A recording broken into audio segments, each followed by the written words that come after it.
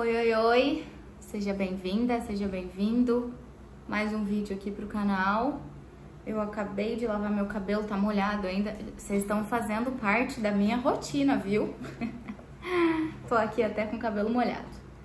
Bom, hoje eu tô aqui pra falar com vocês sobre alguns tabus, alguns mitos que existem na nossa área. Dentro da psicologia, a gente sai com algumas ideias assim da faculdade, ou a gente vai construindo essas ideias ao longo da nossa atuação. Algumas dessas ideias eu diria que são até perigosas, porque elas basicamente não contribuem muito com a sua valorização profissional. E elas ficam aí, girando em torno da cabeça de muitos psicólogos e psicólogas clínicas, principalmente. Bom, até anotei aqui para trazer alguns desses mitos para conversar com você sobre isso. O primeiro deles tem que ter experiência profissional para cobrar alto. Ou, um profissional recém-formado, um profissional com, 2 anos, 3 anos de experiência, se comparando com profissionais com 5, 10, 15, 20 anos de experiência, dizem que... Isso é muito comum, inclusive. Dizem que, eu não posso cobrar 100, 200 reais a sessão porque eu não tenho experiência. Fulano que tem experiência cobra XYZ no seu valor, 200 reais a mais, enfim. Então, eu não tenho o direito, eu não tenho experiência para isso. Esse é o primeiro mito, o primeiro tabu que é muito comum, principalmente aluno de graduação ou profissional recém-formado. Tem essa ideia, e às vezes não é só profissional recém-formado, mas os próprios psicólogos, até com bastante experiência também, podem corroborar com essa realidade, né? Com essa ideia de que assim, profissional que tem mais experiência tem que cobrar alto, profissional que não tem experiência não é justo, não pode prosperar, não pode evoluir dentro da psicologia, principalmente dentro da psicologia clínica, tem que ficar ali, né? Então, eu acho que assim, eu tenho uma opinião muito objetiva, direta e reta sobre isso. Se a gente olhasse para a tabela de honorários do CFP e cobrasse o valor mínimo,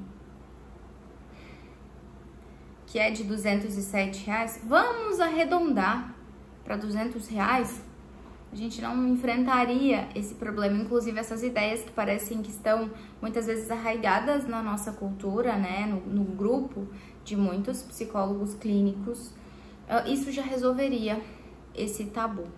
E isso já tiraria dos psicólogos recém-formados, ou até dos psicólogos que têm essa ideia muito arraigada e que convivem com grupos que perpetuam essa ideia e que validam essa ideia. Isso impede muitas vezes as pessoas de crescerem, né? E às vezes te impede de cobrar um valor justo. Eu tô considerando o valor justo, o valor da tabela, o valor mínimo da tabela do CFP. De cobrar de um paciente, cliente que pode pagar. E que inclusive gostaria de te pagar mais. Inclusive, às vezes ele até valoriza mais o seu trabalho do que você, mesmo quando você cobra barato. Quando você cobra um valor social, ou um valor que você acha que, nossa, é muita coisa. Pra eu que sou recém-formado, é realmente muita coisa. E aí a gente tem essa realidade de grande parte dos psicólogos clínicos não sabem captar clientes, pacientes, não sabem vender, não sabem oferecer o seu serviço, recebem pouco, estão inseguros, infelizes, insatisfeitos e não saem disso. E muitas vezes não tem nem essa consciência. Enfim. Uma outra ideia aí, um outro mito, é que tem que ter uma formação adequada para crescer, evoluir, para cobrar alto. Ou pelo menos para cobrar o mínimo da tabela do CFP. Eu acho que assim... Com relação a isso, eu vou falar vou contar uma ideia que eu tinha. Quando eu saí da graduação, a minha ideia era, vou entrar no mestrado. preciso entrar no mestrado, porque é só assim que eu vou crescer. Ok, tentei, batalhei, entrei no mestrado. E eu tinha sempre aquela ideia de que, nossa, eu vou crescer agora. Agora eu tô no lugar certo, no lugar que me permite crescer. Só que não foi bem assim. Porque eu comecei o mestrado, eu estudei, ralei, trabalhei muito na época do mestrado. Terminei o mestrado depois. A minha vida não tinha mudado da água pro vinho. A minha vida na clínica continuava a mesma. Inclusive um pouco mais sofrida, porque aí eu precisei dividir a atenção entre a clínica e o mestrado, tava lá e cá. Então a minha agenda tava daquele jeito. Uma bagunça, uma baderna. O meu trabalho foi valorizado por mim, dentro da clínica, não foi por conta do mestrado. Então, eu não estou dizendo aqui que o fato de você estudar, de você se capacitar, de você procurar a formação é inútil, porque não é, muito pelo contrário. Agrega bastante na sua vida acadêmica, profissional, enfim. Mas não é isso que vai fazer você conseguir atribuir valor ao seu trabalho, tá? Então, é importante e necessário tomar cuidado com isso. Essa é a palavra certa. É importante avaliar aonde você quer chegar e qual é o caminho que você precisa percorrer, porque esse caminho precisa ser estratégico. Tudo bem se fazer pós-graduação, fazer mestrado, doutorado, ok, perfeito. Se é esse o caminho que você quer, muito bom. Eu curto muito estudar, curto muito conhecer, aprender, me desafiar nesse sentido. Mas não é o que mais traz resultado. Talvez eu tenha tido um cliente ou outro que apareceu por conta disso. Talvez sim, mas a grande maioria não foi por conta da minha formação teórica, tá? Então toma um pouquinho de cuidado com isso, com esse mito aí. Um outro mito, uma outra ideia e eu vou falar dessa ideia como uma ideia que fez parte da minha vida e que foi difícil de quebrar. Tudo isso que eu tô trazendo também aconteceu comigo. Também tinha a ideia de que, nossa, eu não vou cobrar alto, não vou cobrar o mínimo da tabela do CFP lá atrás, porque tal pessoa atende há tantos anos e cobra tanto. E a gente fica nessas comparações, né? Tá aí uma outra ideia, que eu não anotei aqui, mas tá aí um outro mito, assim. Colocar o valor do seu trabalho, o preço do seu trabalho com base no preço do trabalho de outro profissional. Gente, isso é um erro grotesco. É um erro muito grande que você comete e que eu já cometi. Não quero que você cometa igual eu fiz. Mas voltando a falar da outra ideia, é que assim, vou contar um pouco da minha história também. Eu vim de uma família, já falei aqui em algum vídeo, que eu vim de uma família que as coisas não eram fáceis, eu não nasci em berço de ouro. A minha mãe, ela era zeladora de um colégio, trabalhava nos serviços gerais, ela prestou concurso, ficou a vida toda trabalhando lá nos serviços gerais de uma escola perto de casa. Meu pai trabalhou a vida inteira na mesma empresa praticamente, no RH. Ele mexia com o departamento pessoal, aquela coisa chata, burocrática de escritório. Ficou a vida toda também. A minha mãe fez uma faculdade que não foi reconhecida pelo MEC. Olha que desgrama. Sacanagem. O meu pai, ele não terminou o ensino médio. Então eu fui a primeira pessoa da família que fiz uma pós-graduação em stricto sensu, que é o mestrado.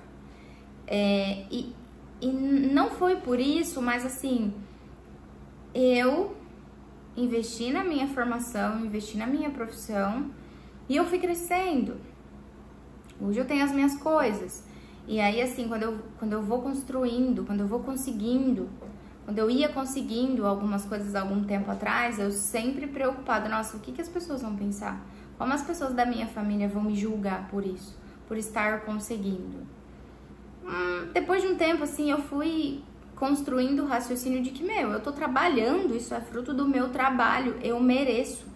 Eu não só preciso, não só quero ter conforto, mas eu mereço.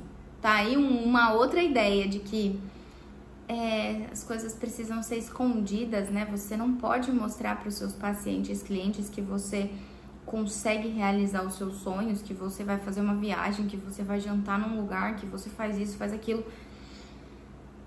Como assim? Né?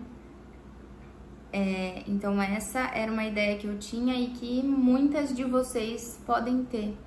A ideia de que, nossa, o que as pessoas vão pensar sobre o que você está conquistando, que é fruto do seu trabalho. Nada mais além disso. Esse é o pior de todos. Pra mim, assim, na minha opinião, é o mais pesado, é o que não só psicólogos recém-formados, mas eu diria que, assim, grande parte dos psicólogos tem essa ideia. Eu não vou dar uma porcentagem, tipo, deve ser, sei lá, 90% dos psicólogos. E eu vou contar pra você um caso. Teve uma psicóloga que eu conversei há menos de um mês. Hoje é dia, sei lá, 28 de janeiro de 2025, tá? Há menos de um mês, uns 15 dias. E ela disse assim pra mim: Laira, psicólogo não ganha dinheiro. Não tem como psicólogo ficar rico, não tem como psicólogo ganhar dinheiro. E inclusive é uma psicóloga que cobra muito alto pela sessão dela. E aí eu fiquei pensando, nossa, que crença que é essa? Que ideia que é essa? Que tabu que é esse? Que psicólogo não pode ganhar dinheiro. Então veja, a gente sai da faculdade com aquela ideia de tá bom, vou fazer um trabalho de caridade, vou trabalhar numa ONG, vou fazer um trabalho social aqui. Tudo bem fazer isso, eu faço isso, vou continuar fazendo, que eu acho que é importante socialmente falando. Mas fazer só isso não dá, né? O dia que a conta de luz, de água, mercado, gasolina, tudo que a gente precisa tiver valor social, aí sim justifica você atender só por valor social. Mas a gente não vive nessa realidade. A gente não vive no mundo de Nárnia. E acho que mesmo se vivesse, não seria assim. Então, essa ideia mirabolante de que psicólogo não ganha dinheiro. Por que essa ideia, ela é uma ideia que está bastante arraigada na nossa cultura, assim, dos psicólogos clínicos? Porque a gente não pode trabalhar com sofrimento humano e cobrar por isso. E ganhar dinheiro em cima disso, e receber por isso. Gente, os profissionais da saúde, na verdade, profissionais de uma maneira geral, trabalham para resolver problemas das pessoas. Um negócio, uma clínica, uma empresa, muitas vezes, quando trabalha com pessoas, trabalha com isso, resolvendo problemas das pessoas. O médico também trabalha com sofrimento. Qual que é a diferença? Né? A gente precisa olhar para isso e validar o nosso trabalho, valorizar principalmente a transformação que a gente faz na vida da outra pessoa. Enquanto você não valorizar o seu trabalho, dificilmente você vai encontrar pacientes, clientes que valorizem. Você só vai encontrar pessoas que valorizem o seu trabalho, valorizem o que você faz quando você atribuir valor ao seu trabalho.